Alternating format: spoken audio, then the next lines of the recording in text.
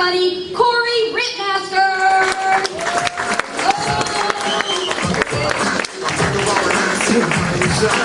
Thank you. Keep it going for Monique Madrid, everybody. How you guys doing? Glad to be here. I'm excited to be here. I'm feeling a little, I don't know, I'm a little angry, I'm a little fired up right now. I'm angry at the companies everywhere. I feel like companies, corporations, they're mocking us with their marketing and their slogans, you know what I mean? Like, for example, I was stop off on my way down here, I stopped off at 7-Eleven. You've seen their slogan, "Oh, thank heaven for 7-Eleven." Really? Has anybody ever thanked heaven for 7-Eleven? I mean, I get it, it's not like they can be honest and say, "Oh, thank heaven, the real store was closed. You'll have to overpay for milk here." Or you know, my computer was not working so well. You know, if your MacBook's not working, what are you going to do? You take it to the Apple Store. You're going to have it seen by who? The folks at the Genius Bar. Really? The Genius Bar? We're not overstating it just a little bit? I don't think it takes a genius to know your computer's going to work just fine if you stop downloading so much porn. Right? Just take it easy. Or, the worst. There was a shoe store. Passed by a shoe store, had a sign out front that said they were sponsoring a fun run. A fun run. Anybody ever been on a fun run? No, you haven't, because running's not fun. It hurts. It's real painful. Don't just mock me, insult my intelligence, put a rhyme in there and think I'm going to get, let that slide. Like, just a little cute little rhyme isn't going to help. You can't just say, like, it's a Holocaust where a ball is tossed. It doesn't fly. What else is going on? Oh, I took my car to Jiffy Lube the other day. The car's fine. I get ashamed watching Maury at home. That's what their lobby's for. Nobody else goes to Jiffy Lube, apparently. Just me. Only me. I don't like Jiffy Lube because they get they're really crazy with the hard sell there. Everything you go in and I don't want a transmission fluid exchange or rotating anything. Just newsflash, buddy. I'm here for the $20 oil change because guess what? I've only got $20. And in fact, I've got a coupon. So. And how about this? Has anybody ever gone to Jiffy Lube and not had them try to sell you an air filter? What is the deal there? Is there some sort of is Jiffy Lube in cahoots with the air filter people? Like they've got some sort of backroom deal? Because they always make a big show of it. They call you up to the counter and they set my air filter. I assume it's my air filter. Honest to God, I've got no idea. That could be some filthy prop air filter they keep. That might not even be an air filter. I don't know what the fucking air filter looks like. They just keep it there to just take advantage of unsuspecting housewives and Jews like me. That's it. It's just seriously. Yeah. I'm telling Jiffy Lube jokes to people who take apart manifolds with their eyes blindfolded. I think that's like, you guys don't go to Jiffy Lube, you don't care. I'm not good with, like I said, I'm Jewish, I'm not good with my hands. I don't even like camping. My people camped for 40 years in the desert. We're done. That was...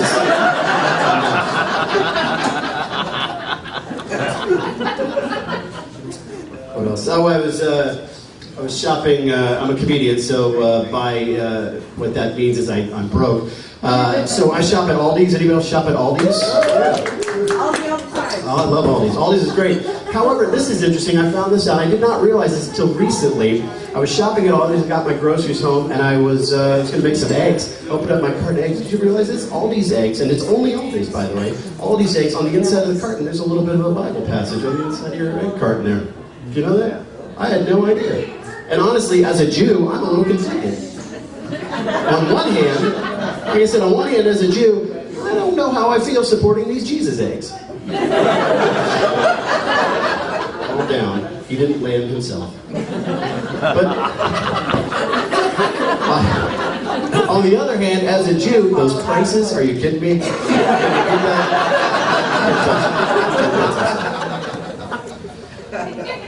So let's see. I've been doing the online dating. Anybody else do online dating? Anybody online dating? You been doing it? What do you do? What side are you on? One. There's a lot. There's tons of them. I feel like you're just making up words right now. Plenty of fish. Plenty of fish. Max, you ever do OK Cupid? That's around the phone. Oh, good friend. Okay, Cupid. Okay, Cupid. That one's my favorite. I love that one. My wife hates it. She is not a fan. Just kidding. I am married. I've been married for 7 years. You can go and applaud for that. Been up for 7 years of marriage. It's true. It is true what they say, by the way. Those of you who've been married for a while, you know, 7 years. I mean, I'm totally getting that 7-year itch. However, I think that might be from my girlfriend. That's a different feeling. She's not here, don't worry. And I make sure of that. They're never allowed in the same room at the same time. No, my wife and I have been married for 7 years, but we are not entirely sure we want to have kids. We don't have kids now, and we're not sure, you know? And that's okay. I feel like that's perfectly fine in this day and age. A lot of people don't have kids. My family, however, they don't always agree. They give us a hard time about it. They're always asking, when are you going to have kids? When are you going to have kids? So what we like to do is have a little fun with them. If anybody else is in the same boat, if you don't know that you want to have kids, but people are hassling you, you can do this. What I like to do is, whenever the families all gather together in a big room, big family gathering, we'll say things like, all right, everybody, now that everybody's here, we are expecting a pizza in about 20 minutes. So chip in if you want to have it. Or, I did this one at Thanksgiving. Stood up at Thanksgiving dinner. Hey, everybody, have an announcement to make. We actually are very excited. We have an announcement to make. Pretty sure Uncle Bob is gay. They don't hassle us about kids anymore. They don't do that. I think that they're giving us a hard time about it because I'm getting a little bit older now. I turned 40 recently, which is weird. You know, I don't feel any different now that I'm 40. It's just, I feel like people look at me a little differently. Like, here's the deal. The only thing different about crossing that line into 40 is that now it's no longer a tragedy if I die. That's pretty much it. You know, because like, 18-year-old kid dies, they're like, oh my God, he had his whole life ahead of him. Snuffed out in the prime of his life. If I die tonight, people will be like, hey, do you guys hear Corey die? Really? How old was that guy? 40? 40? Yeah, well, yeah. 40, I'm like, that's, sweetie, I'll try to speak slower for you. I'm Corey. What I was doing was playing a character.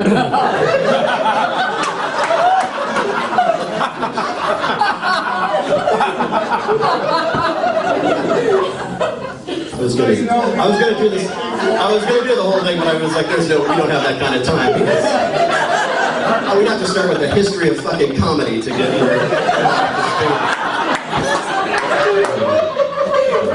That's okay. Just, what's your name? Renee. Renee. Why do you ask? I don't know. You wanted to know my name. I just thought it was going to be fair.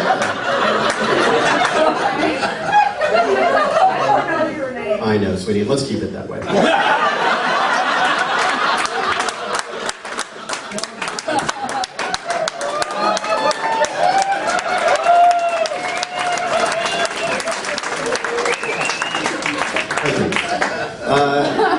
what else do I want to talk about?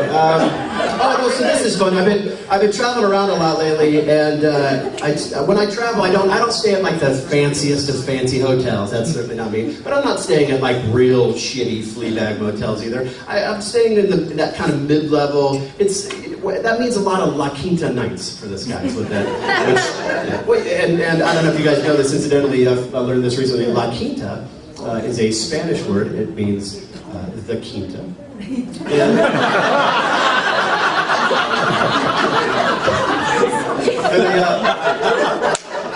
The thing about that sort of tier of hotel, that level of hotel, all has in common. That level of hotel, they've all got that one common denominator. They've all got the computer in the lobby, right? You guys have all seen that. There's always the computer right there in the lobby. And to a comedian like me, that's basically a blank slate, just like a canvas waiting to be dealt with.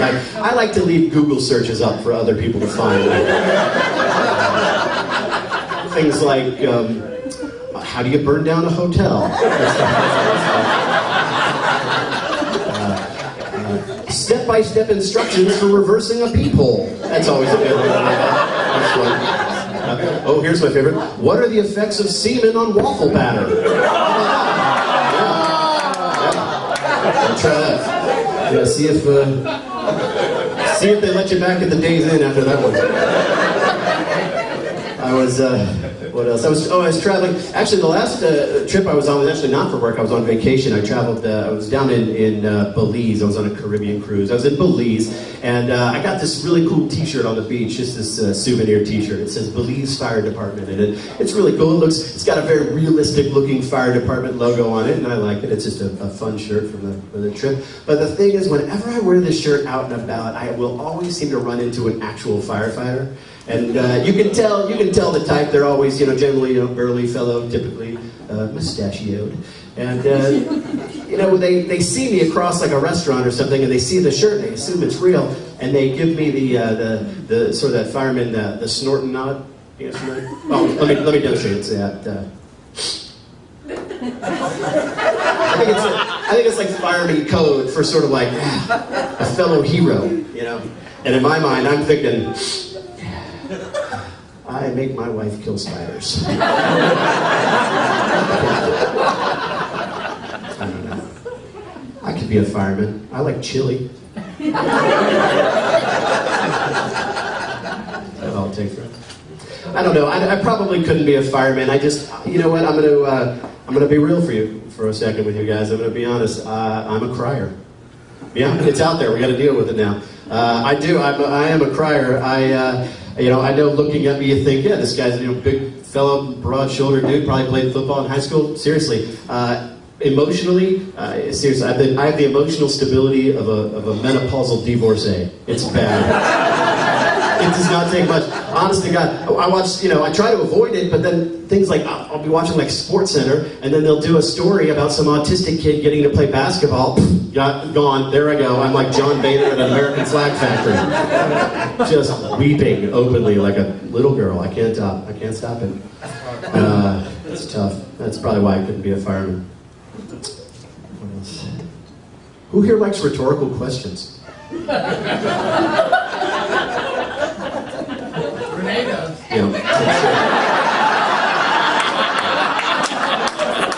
Actually, Renee might if we define rhetorical.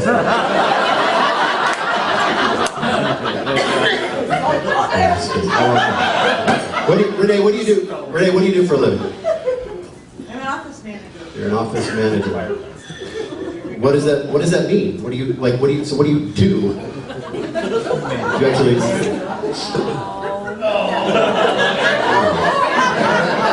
I won't embarrass you today. It's all right. I was just curious because I'm saying how I love my job now. I love what I do now. I've had some terrible jobs in the past. I'm going to see if maybe my job was worse than yours. I have some awful jobs. I was thinking about it. The worst. It's probably a tie. The first. I worked for one day when I was in college. I worked at Discovery Zone. You guys familiar with that place? One of those kids' playlands? Yeah, for people who don't. One of those kids' playlands where they get to crawl around through the tunnels and the tubes and everything. It's basically where your 5-year-old gets to recreate the escape scene from Shawshank Redemption. I worked there for one day. My job was, I was stationed at the bottom of the rolly slide, which I'm sure you guys are familiar with, is a downslide only. Right? You guys know that. That was my job, to be standing there and make sure the kids were only going down the rolling slide. They try to run up it, and I'd have to grab them and then send them on their way. And I had this one little kid, some kid, I don't know, Ethan or Logan or whatever the fucking suburban white kid name he had. Which, by the way, are we all... Let's talk about this for a second. Are we all on board with the fact that this is what we're naming our children now, right? Like, we know this, that we understand the ramifications here, that in probably 30, 35 years, we're all going to be electing, like, President Brianna or something, right? We're okay with this? We're all okay with this. All right, fine. So, whatever. So, Logan is running up the fucking slide, and I grab him and say, you can't run up this slide. He bites me and runs off. I didn't get any superpowers or anything. That's the worst part. Nothing. But that was probably not the worst. The worst, thank you. One person. I answer that one. Yes, it's Spider-Man. He's referencing Spider-Man. Renee, he's referencing Spider-Man.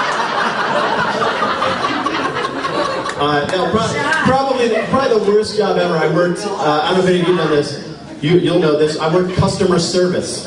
Yes, I worked customer service. I'll leave you with this. Customer service is by far probably the worst job I've ever had. There's nothing worse than sitting there in a call center, because here's the deal. Nobody calls customer service to say, hey, great job everybody, keep up the good work.